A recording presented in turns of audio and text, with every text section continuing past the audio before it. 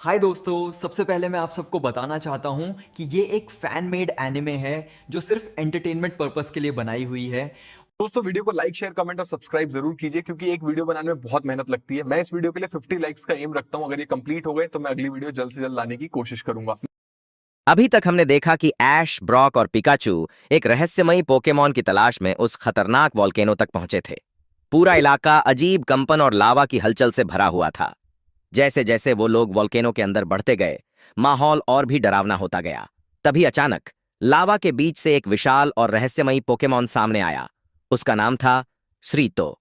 उसकी ताकत और गुस्से को देखकर ऐश और ब्रॉक समझ गए कि ये कोई साधारण पोकेमॉन नहीं है और अब उनके सामने शुरू होने वाली थी एक खतरनाक लड़ाई। वॉल्केनो के अंदर माहौल बेहद खतरनाक हो चुका था। चारों तरफ लावा उफन रहा था और गर्म हवा पूरे वातावरण को भारी बना रही थी।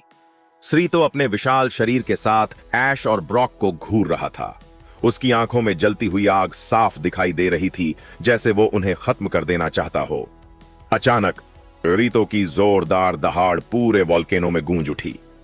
जमीन फिर से कांपने लगी और छोटे छोटे पत्थर इधर उधर गिरने लगे। ऐश ने अपने दांत भींच लिए। उसकी आंखों में डर नहीं था, बस एक सच्चाई थी।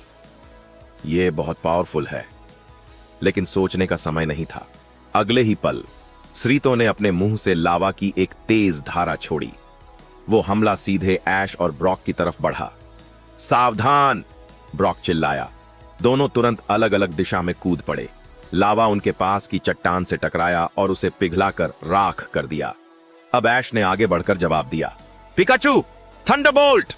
पिकाचू ने पूरी ताकत से हमला किया। एक तेज बिजली की चमक श्रीतो से टकराई, लेकिन श्रीतो पर उसका कोई खास असर नहीं हुआ। ब्रॉक हैरान रह गया। इलेक्ट्रिक अटैक काम नहीं कर रहा। स्थिति और भी खतरनाक होती जा रही थी। अब मेरी बारी है। ब्रॉक ने तुरंत पोकेबॉल निकाला। गो! ओनिक्स! ओनिक्स मैदान में आया और अब दो विशाल रॉक टाइप पोकेमॉन आमने सामने खड़े थे।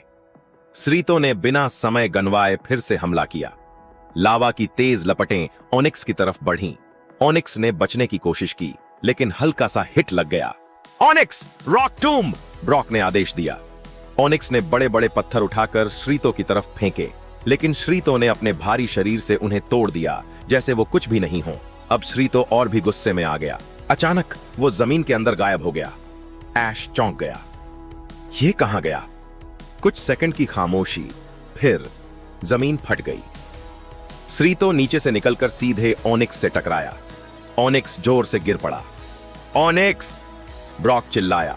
अब हालात और भी गंभीर हो चुके थे। ऐश और पिकाचू खड़े थे। सामने श्रीतो फिर से हमला करने के लिए तैयार था। उसके मुंह में लावा इकट्ठा होने लगा। एक बड़ा हमला तैयार हो रहा था। Pikachu, Dodge! ऐश चिल्लाया। लेकिन इस बार हमला पहले से कहीं ज्यादा बड़ा था। ऐसा लग रहा था कि अब बचना मुश्किल है। तभी कुछ अजीब हुआ। एक हल्की हरी रोशनी अचानक हवा में चमकी। लावा की हलचल धीरे धीरे शांत होने लगी। श्रीतो भी रुक गया।